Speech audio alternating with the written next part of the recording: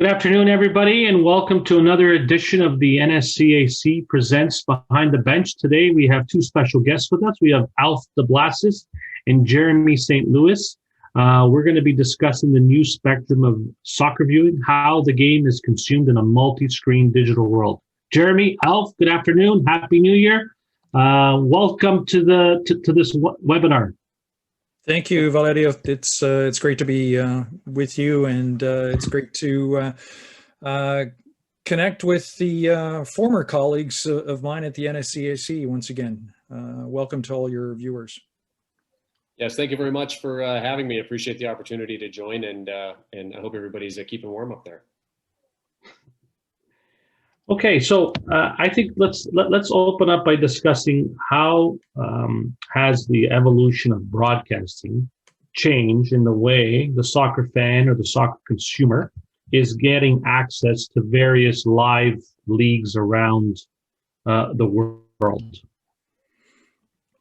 Right, I'm going to start sharing the PowerPoint presentation that I set up for this, and Jeremy and I are going to kind of alternate as we go through it, but we wanted to kind of give everyone a sense of where soccer coverage started in terms of the distribution of the game across various platforms, and where we are now, and what can you look forward to in terms of how to access soccer as a consumer, as a fan, as a follower of the game. So if we go back to the early or the late 70s and early 80s, traditional networks were generally the ones that broadcast live soccer through that period of time, and most of the events were the major events: the World Cup, the European Championships,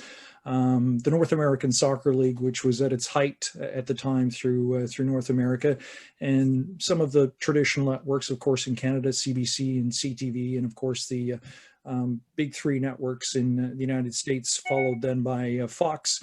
Were some of the major carriers and providers of soccer, both domestic and international. There were also some minor independent outlets who offered soccer as well in those days, and I was fortunate enough to be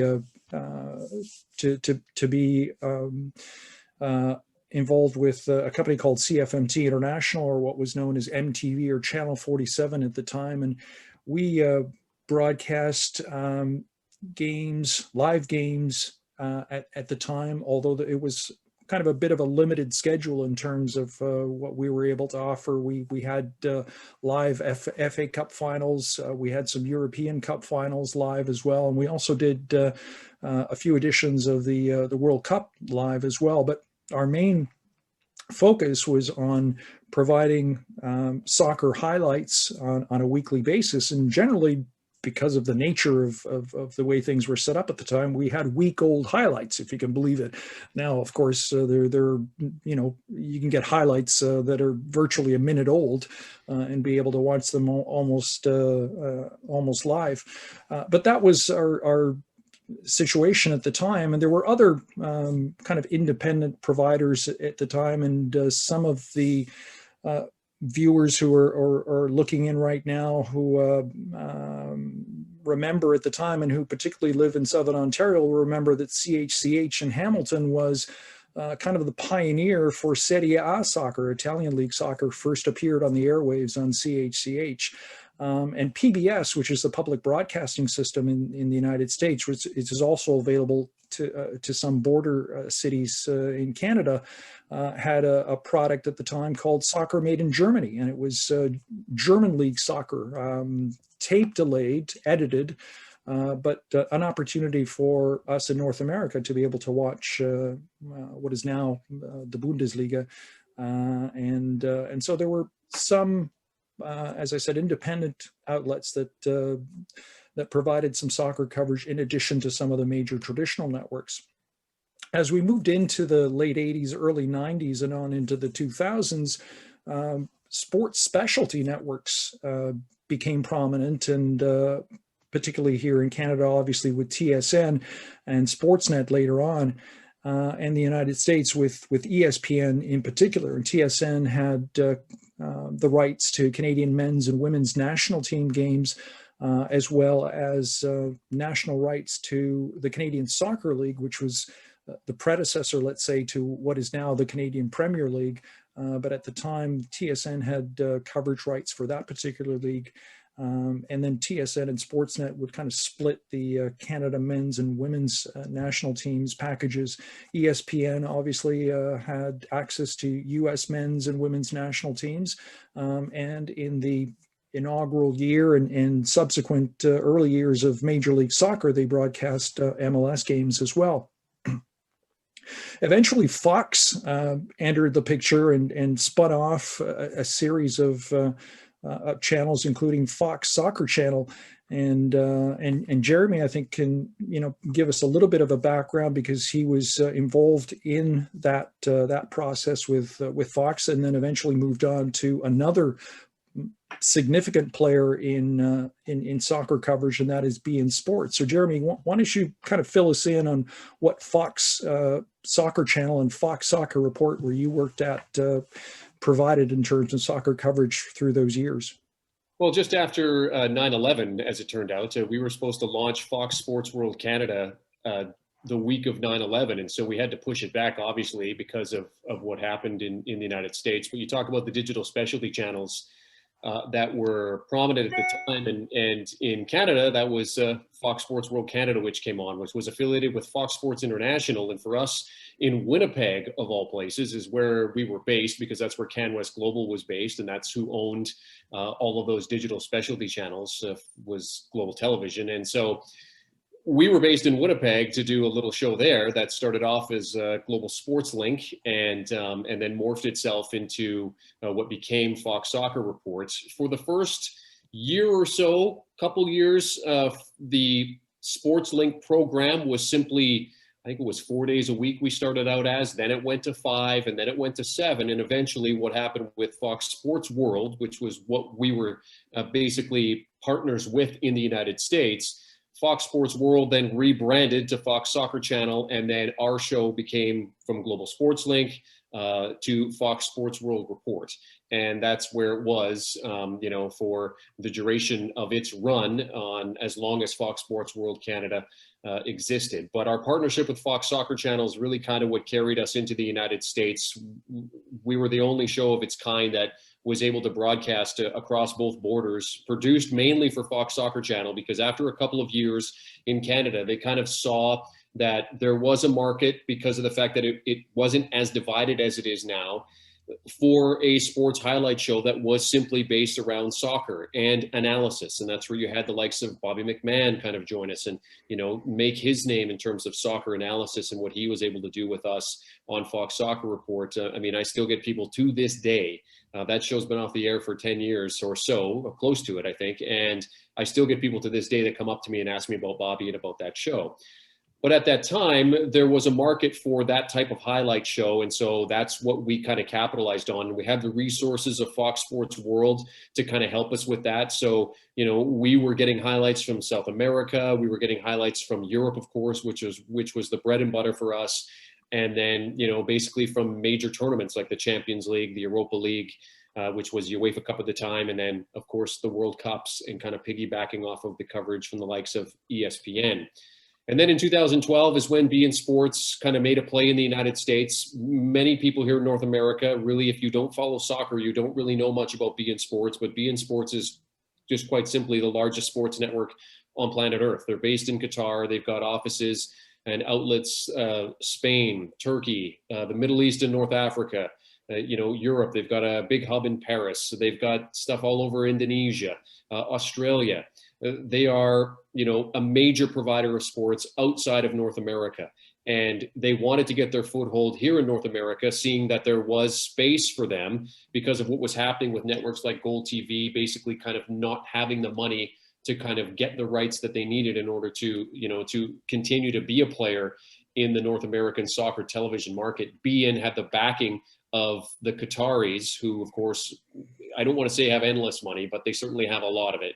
And so they have all the rights for everything that you can think of in Qatar, in the Middle East, and North Africa. And then coming into the American market, they figured they could just buy up the rights here, but quickly found out that that's not the case. Here in North America, rights are very sought after and they're very lucrative, particularly when it comes to the 5 major North American sports. So they decided to focus on soccer and have the rights to Ligue 1, La Liga, Serie A, and then Copa Americas. We did some World Cup coverage around the rights holders here, but outside of North America, beINSports has the World Cup rights.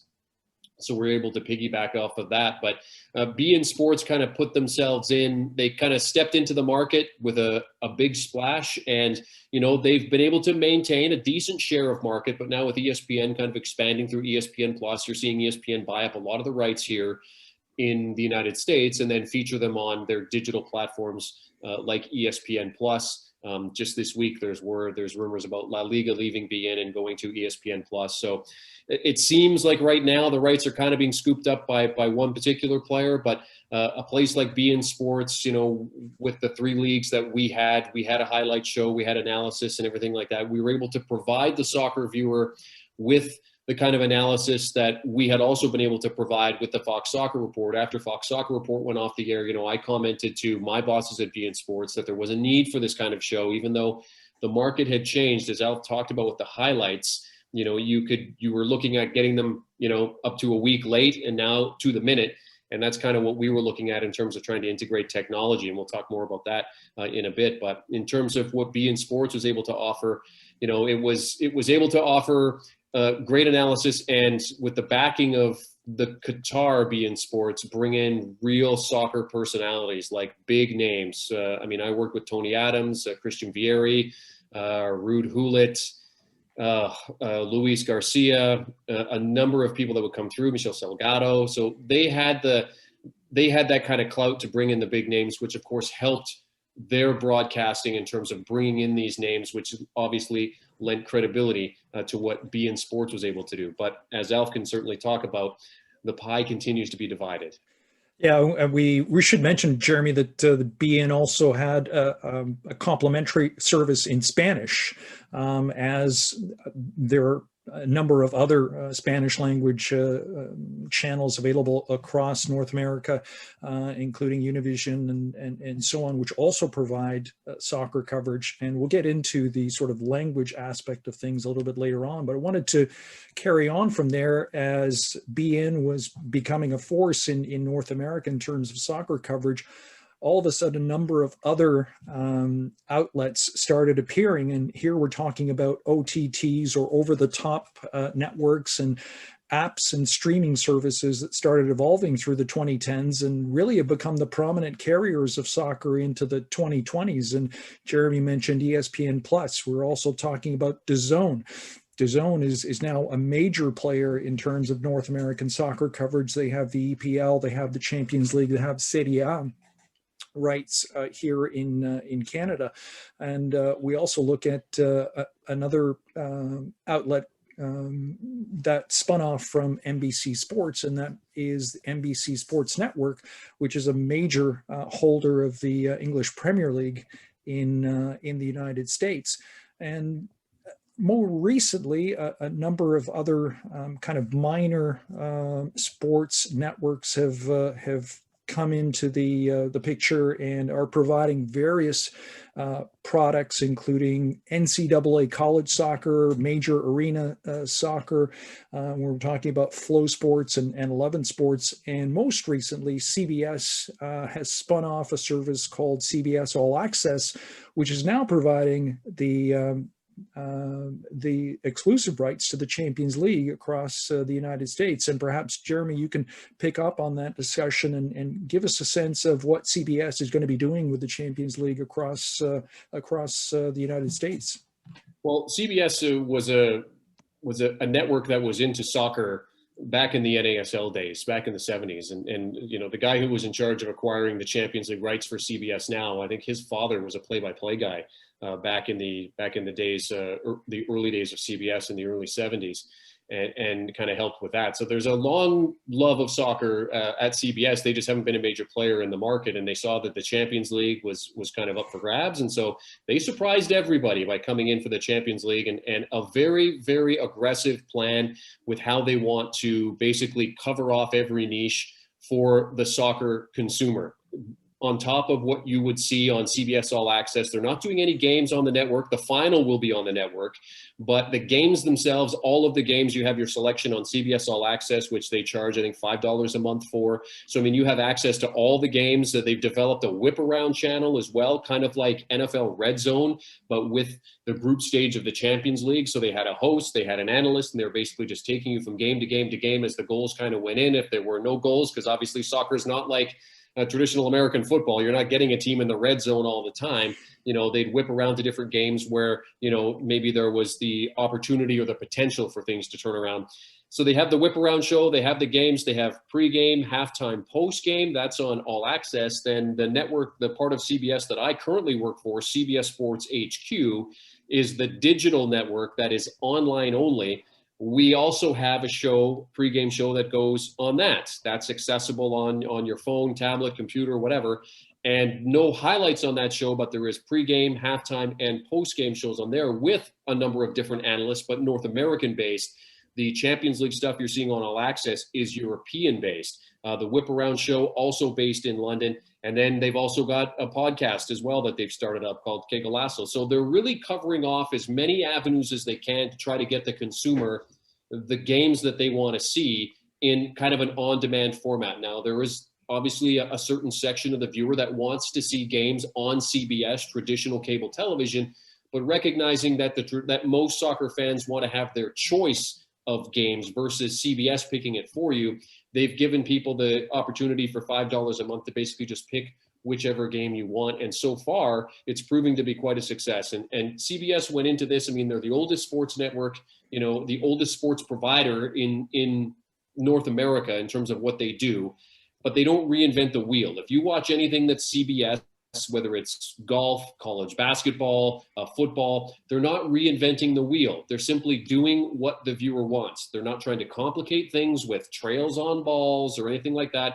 They're just trying to keep it simple because they know that that's what the viewer wants. The viewer just wants to see the game, and then just trying to build little things around it that can give the viewer the total experience that they want. And so far, based on the feedback that we've received at CBS, it has been highly successful. And the company is setting a new bar in terms of how the Champions League is not only being consumed, but how it's being covered. Now, over and above some of the traditional networks and new streaming services and applications and OTTs that are coming on board, organizations themselves have established their own viewing platforms, and UEFA TV, UEFA through a provider has now started UEFA TV, and they're providing coverage of several significant events and tournaments, including the Nations League, which was available free to UEFA TV subscribers. FIFA has also pledged to begin a streaming service under their banner, and they expect to launch sometime this year, FIFA TV.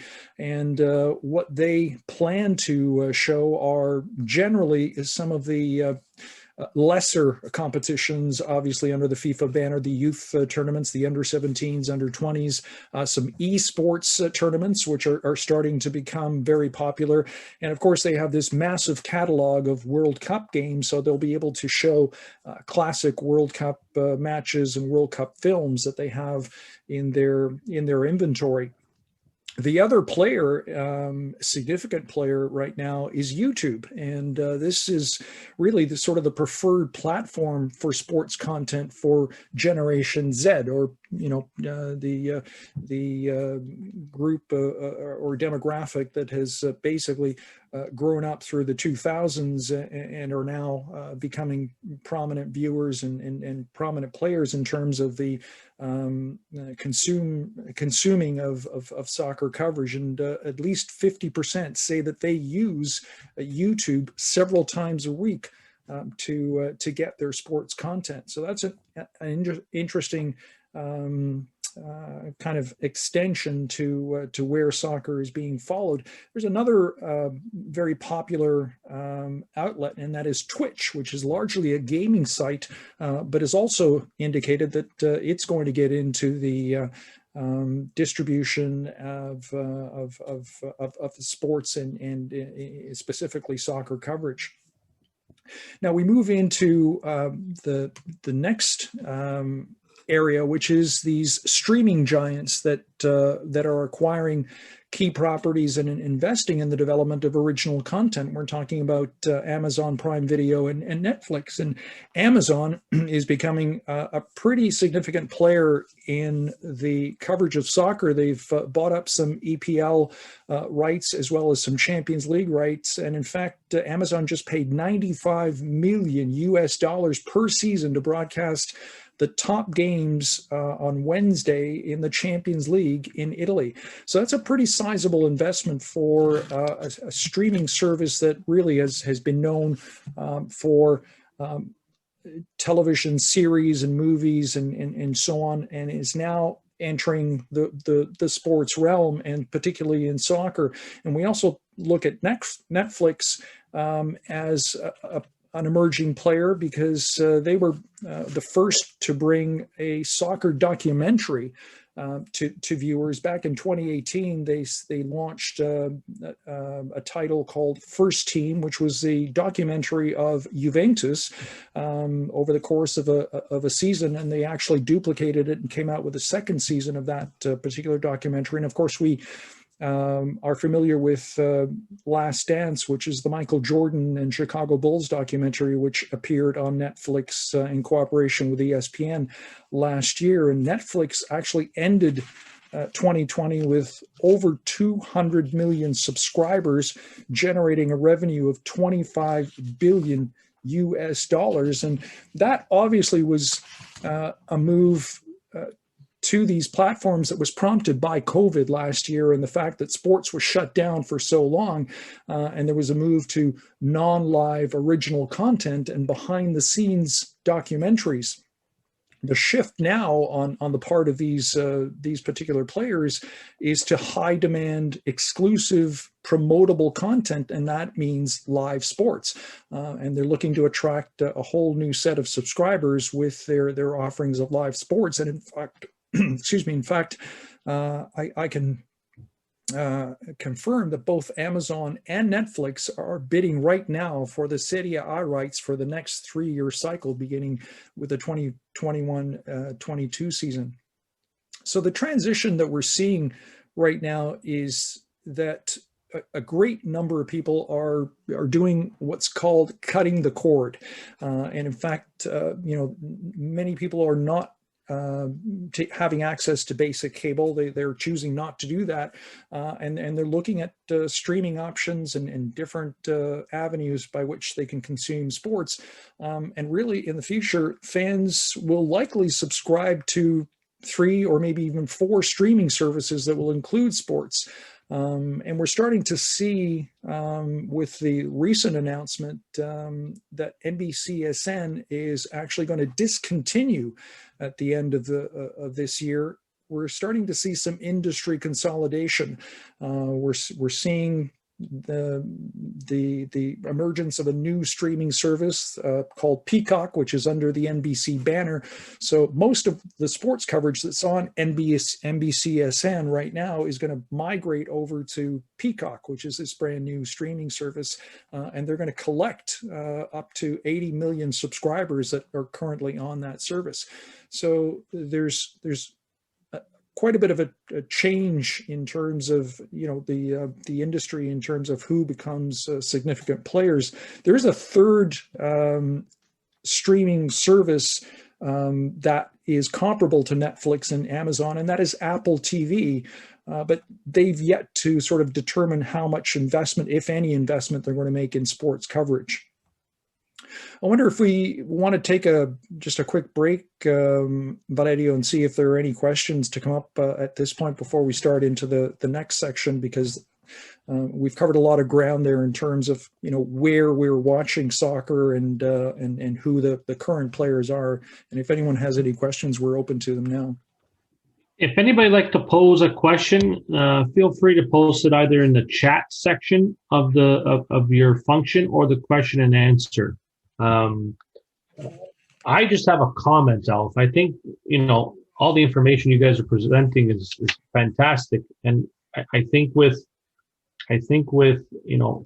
rising costs in cable companies, and the shift in how everybody wants access to something now, you're seeing a lot more of these apps featuring live games. So somebody can watch a game on their phone or somebody can watch it on their iPad, and they don't have to be at home on the couch watching it. They could be watching these games anywhere. And I think you're seeing a shift because of how technology is changing, but also how society is changing on how they want to go about in consuming or watching a game. Any thoughts on that? Yeah, I mean, I think the key aspect right now, if I can jump in, and Jeremy, by all means, jump in if you have an option as well, is that the fact that mobility right now is the key aspect, I think, in terms of how we consume and how we view sports. You have the opportunity to be able to find and select from soccer coverage or in general sports coverage from a variety of different devices. And, we'll have a section on that in a minute, but mobility, I think, is the key aspect in terms of being able to access sports on your laptop, on your phone, on your tablet, on a variety of different aspects that, that you can take the game with you wherever you are. And I think to follow along with that, Alf, it's not just live sports. I mean, live sports are always going to be, the thing that people will gravitate towards.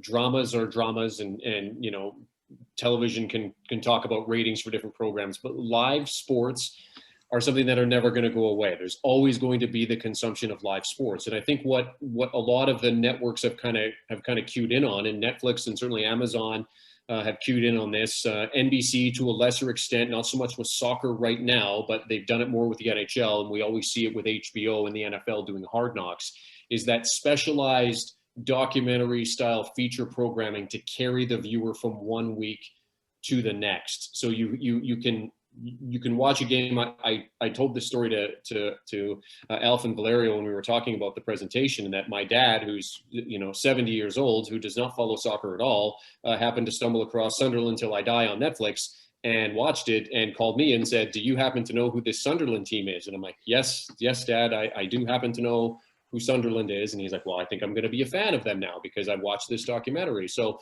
I think that what the networks too are kind of helping with that is gain new fans. And if you have a new fan of Sunderland, well, now they're going to want to see Sunderland games. Well, where are they going to see those games? They're going to have to subscribe to this. So I think that mobility, but also to the feature content, is something that's become really big as well. And I think we're going to see more of that, not just from networks, but from particular club websites as well as we start to move forward. Yeah, I think it's important to try to keep the consumer, not the fan, because the fan is always going to watch soccer whenever they want. But I think a consumer or a new fan, it's important to keep that engagement going from game to game. So what are they doing in between? If Serie A is every Sunday, well, what are they doing from Saturday to Saturday to try to keep that consumer engaged in wanting to watch another Serie A game the following Sunday? Yeah, excellent point. One of the things that I think that the networks, this is something that HBO has perfected with the NFL in terms of Hard Knocks, because you have that preseason, but those shows are very immediate. Those shows are like a week old. So the content for those is actually quite relevant. And I think that that's kind of where the networks and even the teams to a lesser extent still have to kind of perfect, is being able to get that quick turnaround, which is going to significantly help engagement. If your team's got a game on Sunday and on Tuesday you're able to watch a show, or even on Monday watch a show about what happened during that game, then they play in the Champions League on Wednesday, then there's a show on Friday about that experience, and then maybe looking towards the weekend, there you've got the consumer all week long, carrying them from game to game to game. And that's something I think that still a lot of teams and a lot of networks are going to have to try and perfect. Yeah, and the other thing I like is I've watched the whip around show on CBS Sports with the Champions League, and I think for a consumer or trying to engage a new fan, I think it's a fantastic idea, because a soccer fan who loves a team will sit and find their team and watch it. But when you're trying to engage a new consumer, a new fan to the game, they just want to watch goals, or they want to see clips of each game. So the way CBS is doing it right now, and I've watched quite a bit of it on Champions League the last few months, is fantastic, because it allows you to watch snippets of every single game live. Yeah, I think if we move into the next section, when we talk a little bit about what we watch, and this might have some relevance in particular to your coaches in terms of advancements and techniques and innovations in soccer broadcasting. And of course, we used to be able to watch soccer in what was called standard definition. Then there was sort of this graduation to high definition, which allowed us to watch games with much more clarity. We're now at a point where we have the dawning of 4K, which is the highest resolution of television possible. And you'll probably notice some of you will have 4K channels available on your cable services.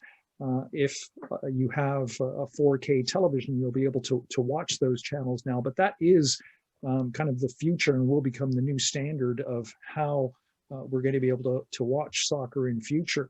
In terms of techniques, what we're seeing in a lot of cases, and in particular, Major League Soccer experimented with AR, augmented reality, and as the delivery of the game begins to change. And during the 2020 playoffs, they actually provided a game stream that featured enhanced data. And as you see on the screenshot here, every kind of player, specific players, were highlighted with their names above them, and a lot of interesting data was provided in kind of video game like elements, and they introduced certain advanced video tools that MLS coaching staffs actually were able to integrate and use within their game preparations.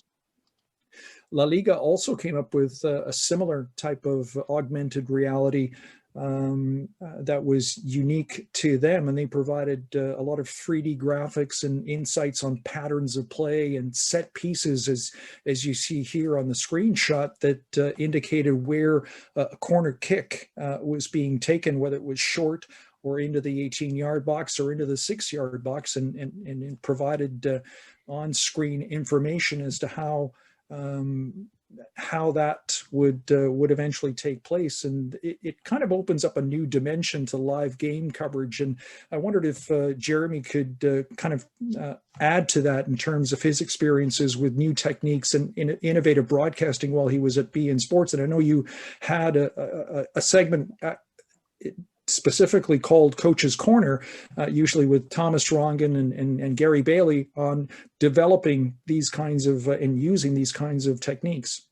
Yeah, we use a statistical service called Opta, and what Opta allowed us to do is Opta provided all kinds of information for us in terms of data during live games, and so we were able to take that and integrate that into a graphics package that we would then use to kind of break things down in that Coach's Corner segment with Gary and Thomas. And they would, they'd come up during the first half and say, okay, I want to break this down and break this down. And then during the broadcast, you're seeing a lot of what Alpha has in that slide there. Is just that you're getting those in-game graphics that give you more of a statistical feel. The funny thing about the beautiful game is that you can talk about shots, you can talk about shot placement, you can talk about possession, you can talk about, where corner kicks are going to land, headers and all that stuff. But the beauty of the beautiful game is that it's very hard to predict that kind of stuff. You can see where the tendencies are, but from a broadcast point of view, I can't tell you how many analysts I had or Christian Vieri sit there and tell me, Jeremy, you don't know what you're talking about because you can't predict any of that. It's just when you go out there, what happens, happens. You have to try, to make things happen, but it's so not predictive. But from a viewer standpoint, viewers love to see, these kind of new innovations that can kind of put you into the live action, kind of like with the augmented reality, but then also with graphics like percentage, and even if they're taking a penalty kick, what kind of shot placement are you looking at? And then from my point of view as a broadcaster, in breaking this stuff down after the game or at halftime or, teeing up to another game, it helps to provide information for us that we can then relay to the viewer with our analysts to break it down a little bit further to give even better understanding of kind of not necessarily what could happen, but what has happened on the pitch. And in recent years, we started to see broadcasters and leagues in union experiment with virtual reality, and in some cases, and in particular here on the screen, you see that CONCACAF has been using virtual sponsorships, and obviously in the past year with COVID interrupted leagues. These virtual ads have been showing up on screen, in the stands, and in various places across the field. So this type of virtual reality is now becoming very common across most soccer telecasts. You'll also notice that the Canadian Premier League did something very unique last year in their bubble in Charlottetown, is they had a company come up and create a virtual stadium, so that it's an entirely virtual environment that surrounds the field of play, and you see obviously you see channel promotion, you see sponsor promotion, and it's all a virtual setup, because where they played in Charlottetown is basically just kind of an open field. It just had a few individual seating areas, but there was no actual physical stadium. So what you're seeing there is a digital recreation of a virtual stadium, a stadium environment. So those are some of the innovations and techniques that have been built into a lot of soccer broadcasts over the course of the latter years anyway. In terms of how we watch the game, obviously we've all been consuming the game generally from our television sets, but more devices are coming into play, and we touched on this briefly earlier with the mobility aspect. But now you can watch games obviously on your computer, on your iPhone, on your tablet, and you can watch full games, you can watch highlights, you can watch pre and post game programming with player and coach media conferences. So you can have access to all of this programming in addition to the game, and really you can actually now become your own programmer. You can customize your own content based on what's available, and sometimes you can upload a game highlight. You could send it off to a friend of yours via Facebook or Instagram or various other platforms, and you can share that that aspect of the game that you want to be able to draw someone else into. There's also what's called the second screen option, in terms of being able to watch a game and also have access to certain data, and in some cases data that is especially useful for those that are interested in betting and in the gaming aspect of the sport. And so this is another kind of aspect that is being worked into various broadcasts of other sports. In particular, the NFL is inheriting this type of access to sports betting. The other new, I think, or newish aspect of the coverage of soccer is these dedicated streams, and this type of application of specific cameras tracking players and even coaches. And Jeremy, I know that La Liga did this in particular with a broadcast of El Clasico between Barcelona and Real Madrid a couple of seasons ago, where they actually had cameras following Lionel Messi and Cristiano Ronaldo. Maybe you can give us kind of a background on how they were able to do that and how that was received. Well, when I was at beINSports, if you mention Messi or Ronaldo, it's an instant like uptick in viewers. If it's online, you get clicks. If it's like if you go to beINSports' website, it's Messi and Ronaldo as much as possible. Like that's the way that we kind of looked at it. And then there was such a want for consuming that kind of information that we just decided that for El Clasico, let's put a camera on Messi, let's put a camera on Ronaldo, and let's just follow them around and see what happens during the game. And then we actually had a reporter. One of our reporters for La Liga do reports on both players. And, one report that we had into our news show that was on Messi, and another report that was on Ronaldo, showing the game footage of kind of what they did.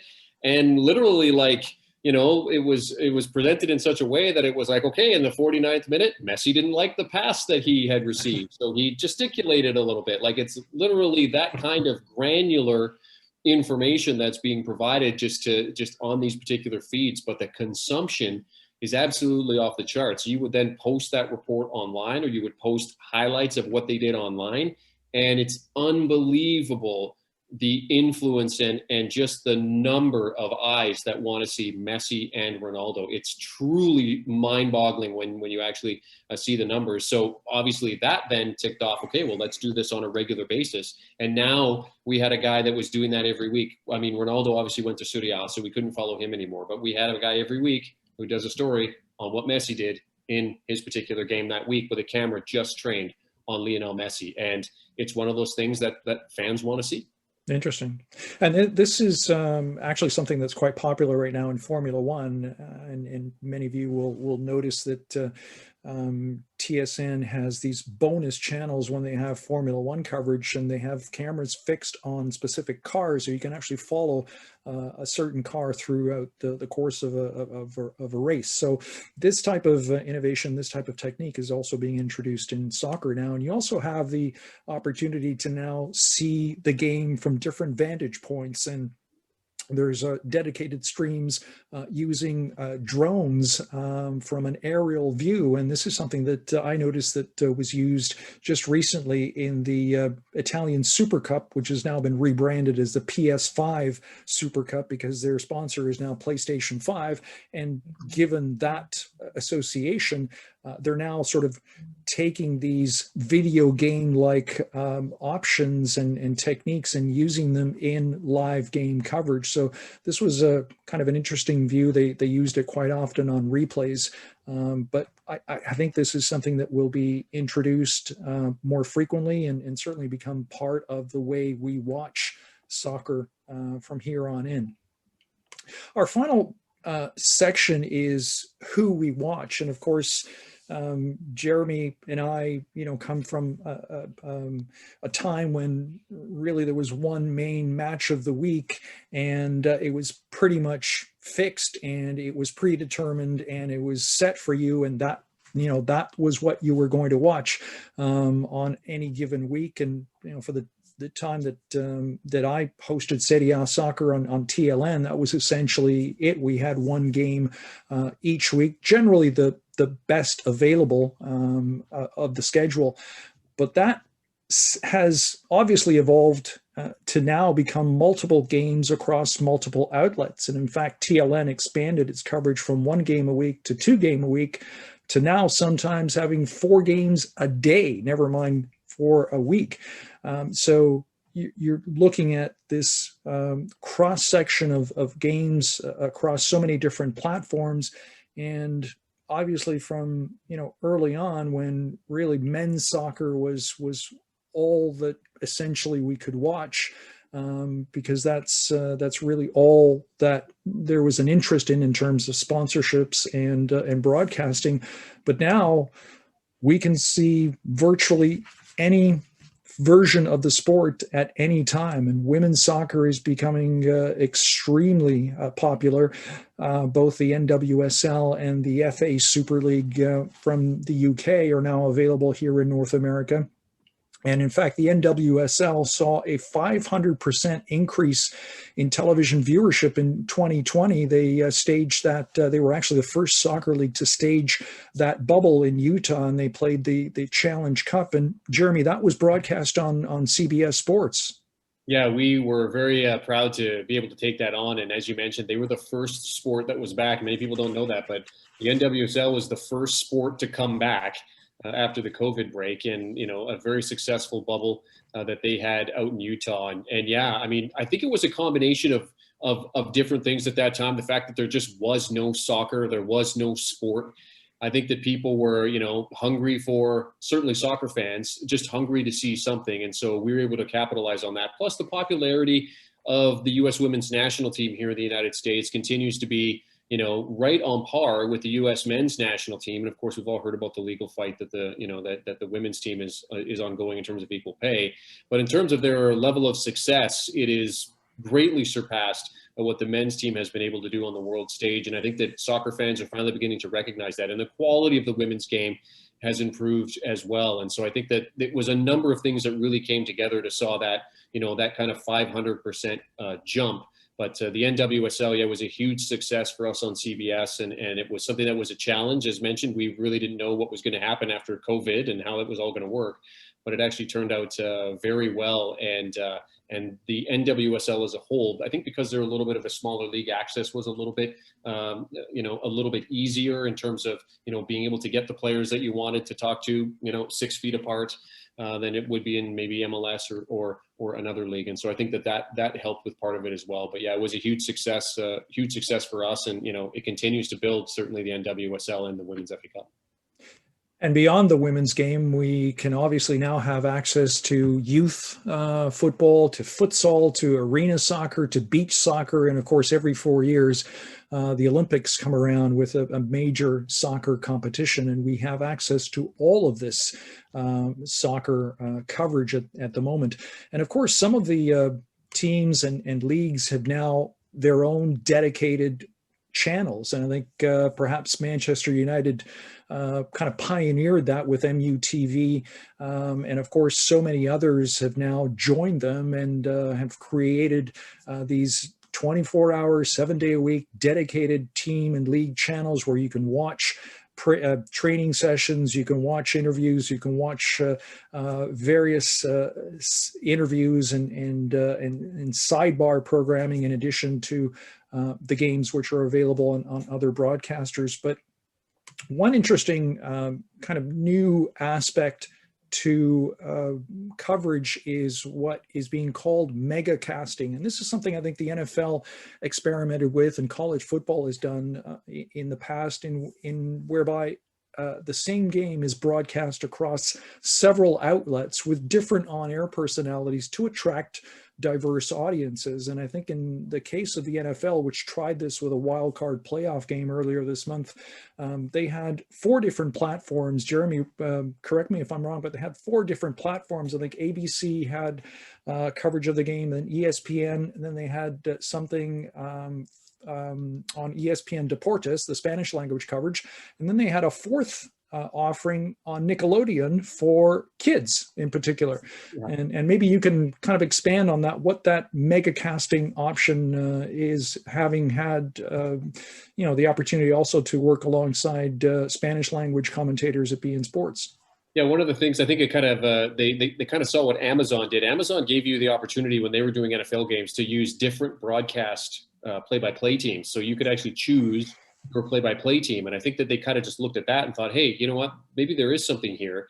And then ESPN, of course, I think they did it with the NFL Film Room, I think it was called, what they did with the wildcard game. And you're basically seeing ex-pros sit there and watch the game, which is what we all want. I mean, I'm a football fan, American football fan as well. So, I mean, I tuned in and I watched that. And it's incredible to hear the insight of 4 different players. It's a different dynamic. Alf, you certainly know this. It's a different dynamic when you're doing play-by-play next to an analyst because you're kind of working off of it. But when you have 4 ex-players that are basically just sitting around and watching the game and talking about it, it's a completely different experience for the fan and for the viewer. And I think it's something that was highly successful. I think we're going to see certainly more of it. We talked about doing that at beINSports. It was something that we had talked about, is that during games, having some of our guys just sit around and watch the game and get their reactions to it, not necessarily on a separate stream, but certainly something that could be of benefit to the viewer. Maybe we show it later, or it's packaged up as something a little bit different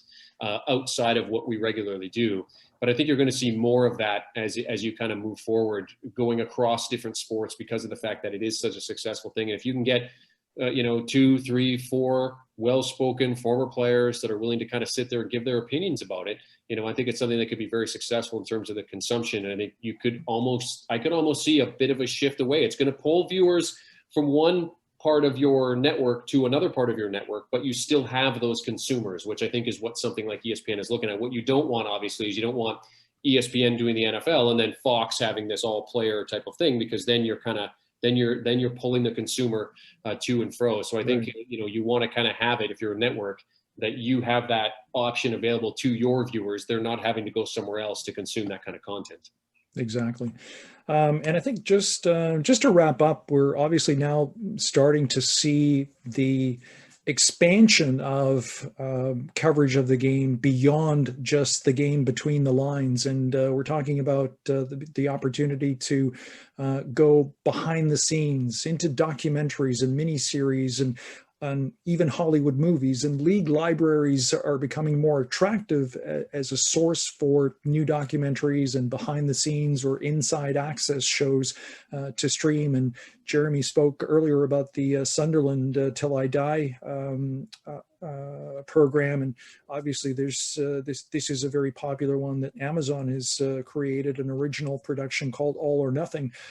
Manchester City, there was a version involving them. This one, most recent one, involves Tottenham Hotspur, and so these are becoming very popular, and these are becoming ways to connect and maintain interest in the game through the course of the week between games. And then, of course, we've seen recently, and there's a Canadian connection to this, because Ryan Reynolds is a Canadian actor, and he's just partnered up with a fellow actor, and they've made a significant investment in Wrexham, which is a non-league team, a fifth tier football club that's based in Wales, and they've invested over $2.5 million in this club to kind of generate some promotion through a documentary, and they're banking on growing demand for sports content across various platforms. So this is kind of a new way of looking at soccer in terms of its appeal, and being able to kind of spin off the opportunity to actually create and generate original content from the investment in a football club. So just to wrap things up, I think, we can summarize by saying, really right now, the key word is choice. You really have a choice in terms of how you want to watch the game, where you want to watch the game, what you want to watch. You have the ability, I think, to become your own programmer, and that's, I think, what we're going to see in the very near future, in fact. And a lot of things have been accelerated because of COVID and because of the interruption that we saw in sports this past year. A lot of innovations and a lot of new techniques and technologies have been accelerated because of that. And so we're starting to see many of these options available to us a lot sooner than I think perhaps we would have. We have a question from one of our audience. It's asking that it's obvious that playing more soccer and being on the field more will help you become better developing your skills. What are your thoughts on a young soccer player, watching more games on TV? Do you think it'll help them become a better player? Just your own personal thoughts. I think that's certainly, watching I mean, I can only go back to when I was, when I was younger, when I was playing. Obviously, I watched and consumed as much as I could, and you try to emulate that. I think that's depending on what you're watching. I mean, really, there are some teams and team sites now that I mean, they're almost providing instructional type of material that young players can consume. I don't think there's any harm in, I mean, if you're watching Messi and you're out on the park, you're going to try to do something that Messi's going to do, and you're trying to sharpen up your skills. I think that it can certainly make you a better player in terms of how you study the game. The obviously, one of the famous Canadian examples was when Wayne Gretzky was a kid, and he would watch games with Walter, and he would sit there with a piece of paper and kind of just draw, where guys were going, where particular positions were going, and that's how he kind of tailored his game as he started to get into it and play and kind of play at the higher level. And so I think that in that way, if you're kind of studious about it, obviously it's going to certainly help you. But I don't see any harm, certainly, in watching the game and kind of trying to pick up pointers in ways that you can do. Flattery is imitation is the sincerest form of flattery. I think that holds true, certainly for athletics when it comes to watching soccer and trying to emulate that as well.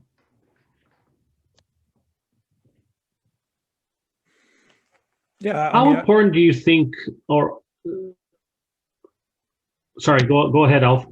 No, I was only going to add to what Jeremy was saying in terms of players having not only access to games, but I know that a number of clubs are actively involved in developing videos, particularly for young players, as challenges, for instance, and keep ups and various other types of training techniques that they can perfect. And a lot of the clubs, and again, this is as a result of COVID last year, a lot of the clubs became providers of videos and as a way to remain connected with their fan base, and in particular their younger fan base. So it was really an opportunity for young players to be even more involved with the game and with the players and teams that they follow.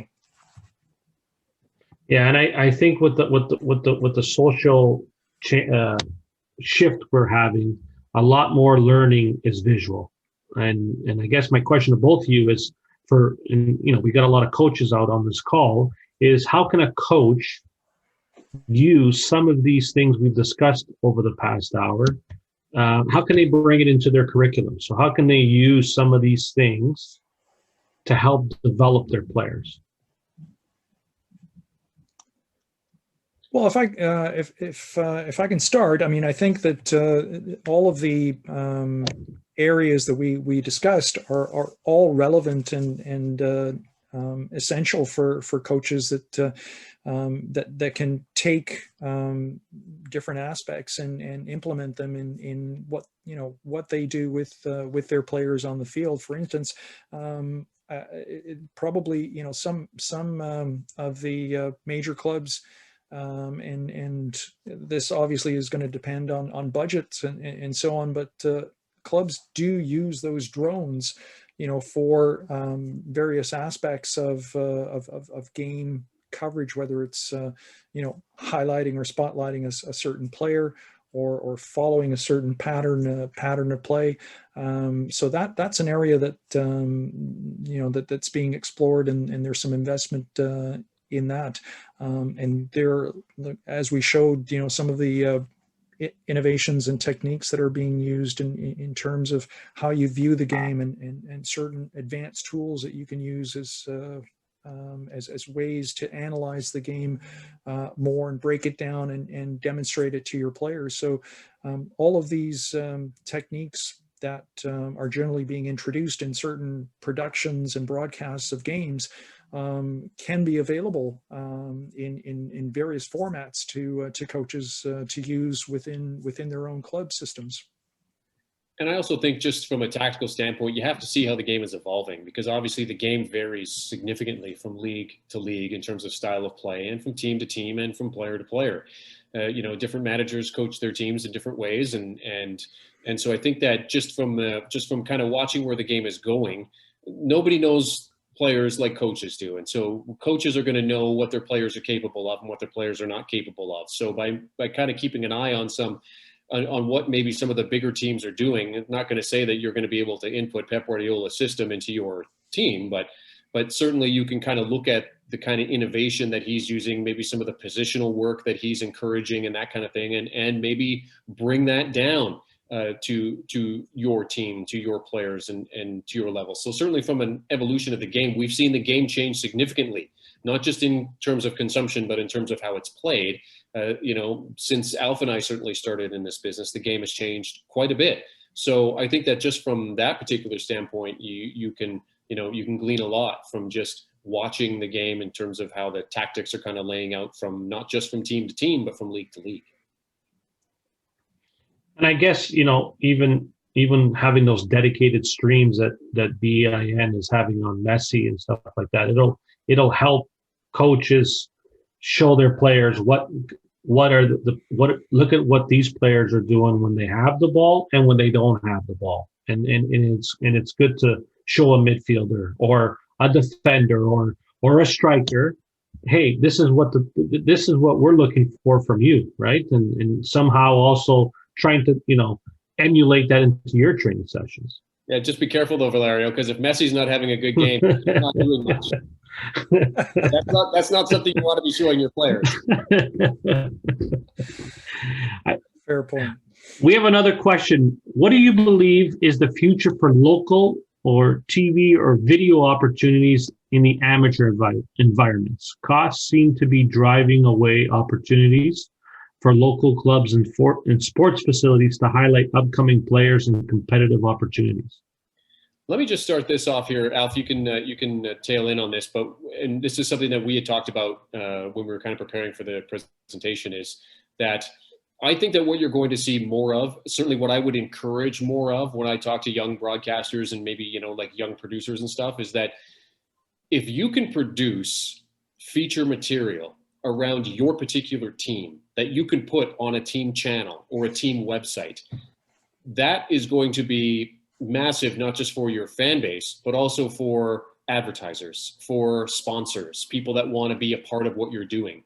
And I mean, really, costs of video production are declining because literally you can take your phone and shoot a high definition video. I mean, you see the Apple commercials all the time. You can shoot high definition video on your phone, on your iPad. I mean, I have a still camera that shoots in HD, and that was, I think, a couple $100. So the cost of video production has certainly come down as to what it was, even 5-10 years ago. So I think that from an amateur level, at a very, close to grassroots level, if you can find material that will allow you to produce something special for your club website or whatever, and literally, I mean, you can get editing software, fairly cheaply. Most Macs come standard with some form of video editing software. I know because I've certainly used it and taken advantage of it. Or you can go with high-end Adobe, depends on how what kind of bells and whistles you want to put in there. But I mean, literally, you can take your phone and shoot a feature piece. It might take a little bit of time to put together, but once you get it sorted out, you'll find that you'll be able to turn it around very quickly. And I think that that's something that certainly I would encourage at the amateur level. No matter what your team is, whether you're playing in a beer league or whether you're playing in, the Canadian Premier League, the technology is there now for everybody. Everybody has access to that technology to be able to shoot really good quality material and turn it around quickly for very little cost. Yeah, and if you don't necessarily have the skills or you don't feel confident, there are services now that will do that for you. There are a number of services across Canada, certainly that I'm aware of, that actually will provide those services of video highlights of players who are looking to be recruited and looking to extend their careers either through college or various other levels. And there are a number of services that cater specifically to the amateur player and amateur club. So there's all kinds of services now that will do that for you and provide that opportunity for coaches, players, and clubs alike. Perfect. Alf, Jeremy, it's been a very interesting and educational last hour. I've learned a lot, and I think our viewers have learned a lot, and how we can consume and watch the game, and also how coaches can start using some of this stuff into their own curriculum. So thank you, both of you, very, very much for your time and for this wonderful presentation. To those of you that have missed our presentation today, it'll be up on our website at www.nscac.ca in our members only section. If you're not a member yet and would like access to all that, please visit our website or go to our YouTube channel. Our next NSCAC Behind the Bench is next Wednesday. I'll be sitting down with Anthony Capitosto, the Academy Director at Toronto FC, and we'll be discussing the TFC methodology and their curriculum and what they're looking for in terms of players. So coaches, if you're looking for another avenue of where to put your player, jump in on that. But Alf, Jeremy, thank you very much for your time, and it was an absolute pleasure. Thank you very much for having me, guys. It was great to talk to you. Thanks, Valerio, for the invitation, and a shout out to all the NSCAC members. Thanks for having us. Thank you.